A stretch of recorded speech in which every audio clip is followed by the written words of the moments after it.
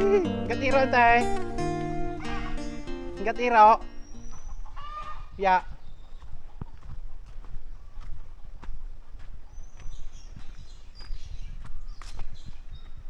Mga guys, pupunta tayo ngayon sa ano? Sa Kano Kalibayay? Ay kano kale? Kano Kalibayay? Ay kale. Ah. Ikaw na ka-star Kalibay na ako luwing. Ay mo kalikag bagong covered court antinaw. Ito mga guys, pupunta tayo ngayon dito sa ano sa bagong covered court ng Barangay Sampung. Yan. So kung makikita niyo mga guys, yan.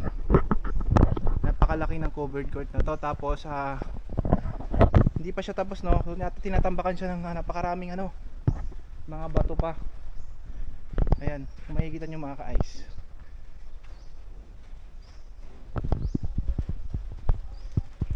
Opo. Ha? Hinagi hapon.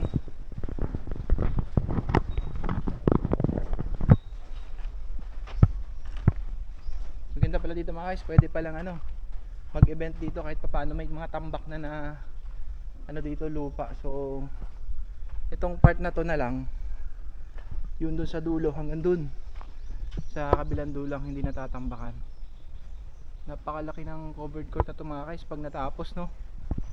So maganda dito maglaro ng basketball. Makikita nyo mga guys, napakalaki ng sukat nito. Yun yung kabilang poste, tapos ito yung kabila dun, tapos ang layo nito hanggang dun. Standard ng laki ng mga covered court.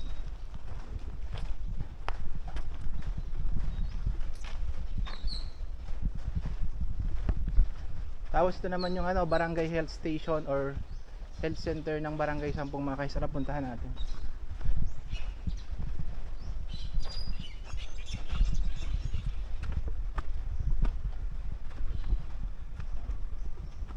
May kalsada na pala dito. So ito yung barangay health center ng Barangay Sampung mga guys. Tapos ayun yung kalsada papunta doon. So doon highway doon yung daan papuntang Kalabasahan. Tapos dito naman yung way na papunta dito sa mayan Barangay Health Center.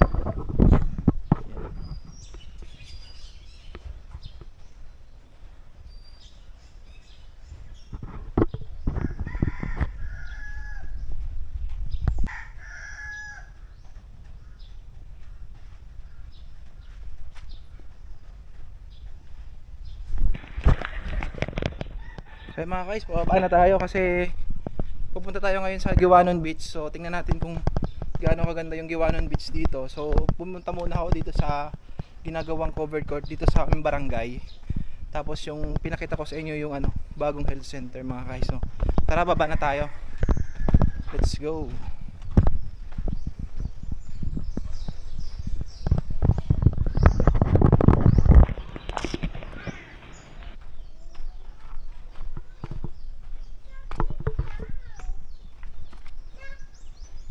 Minsan kulantet, entay. Kulantet. Hindi ka nabayay baga? Hindi ka nabayay. Sa ubos pa. Ipali ano ako? Wala ko sa Giwanon eh.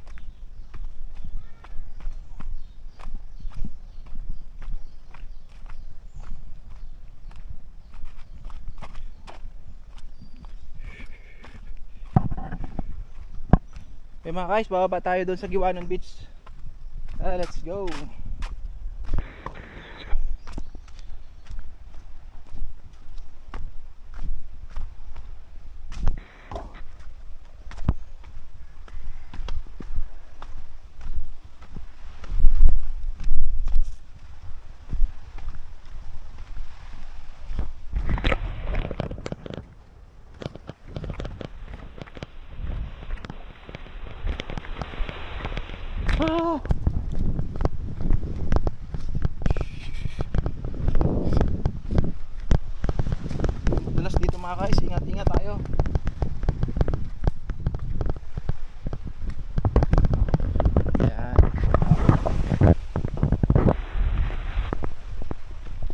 Ito yung dating ano dito, bomba. Yan, dito nagbabalaw pagkatapos maligo sa dagat mga kais.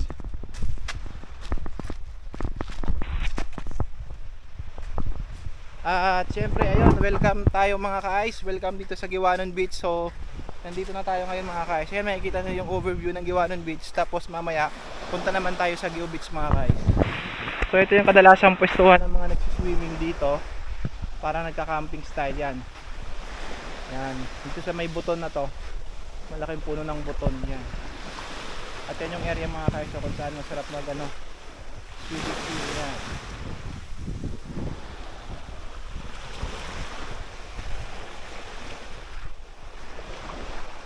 Mga guys, puntahan naman natin ngayon yung mga rest house na pwede nating i-accommodate kapag nag-stay-in tayo dito sa Giwanon Beach, or pwede nating mapagpahingahan mga guys. So let's go, puntahan natin.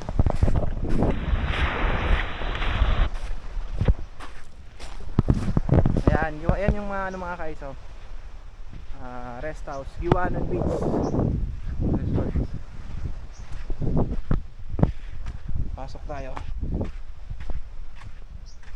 Yan. So yun yung mga kubo mga kais na pwede natin pagtambayan. Silipin natin.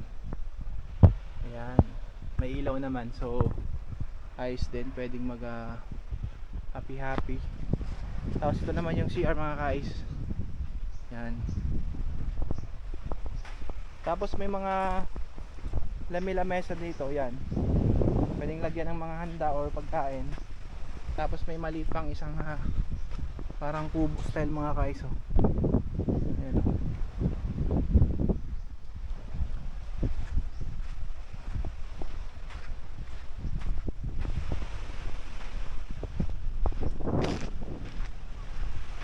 Tapos meron pa dun banda sa unahan ay mga kaiso. May mga transient din dito na pwede tayong mag overnight. Kasi in time pwede tayo matulog.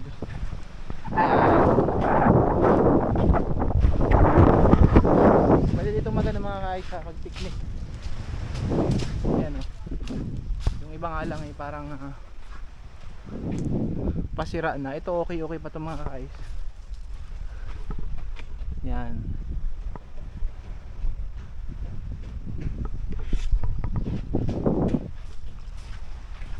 Tapos ito naman bagong ginagawa.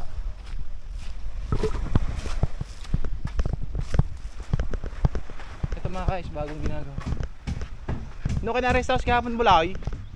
Rest house? Ano kina? Ha? Jericho? Kang niyaw? Oh, yan mga guys. Oh.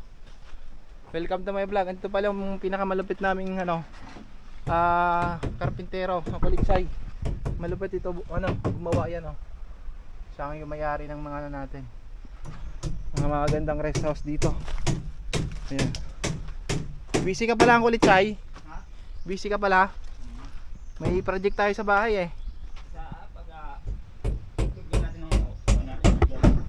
Bigyan natin ng time, sabi ng Kulitsay oh. Jamboree dito kami na madalas nag-i-event sa may Giwanon Beach. Ayan oh. Kasi mga maganda yung area dito, at the same time ay kapag medyo lumalakas yung alon, hindi gaanong pinapasok itong area na to. Ayan, tsaka maganda yung beach dito, maganda yung buhangin. Ayan, hindi nga siya ganun kapino mga kais, pero okay naman, quality naman. Kita nyo yung view mga kais. Napakaganda.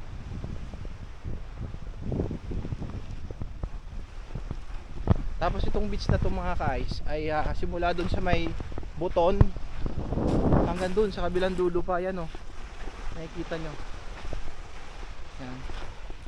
Siguro mga kais, mga nasa mga kulang-kulang 300 meters ang layo ng ng baybayin ng Giwanon Beach mga kais.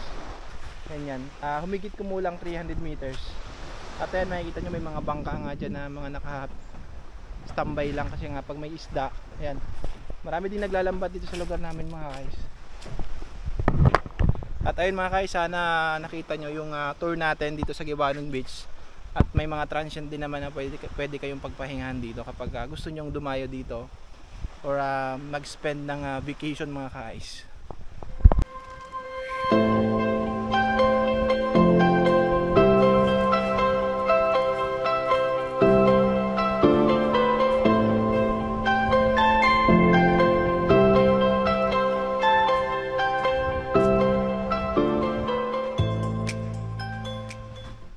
mga guys, pabalik na tayo.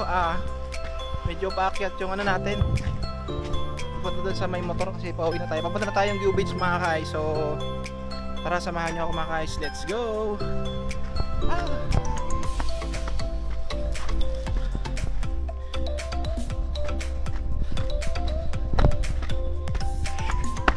Grabe. Mataas. Matarik.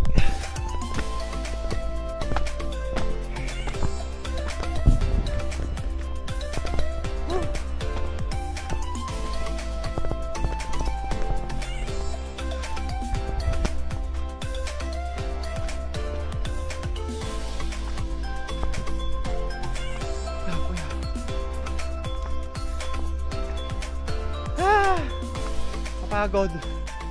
Kapo.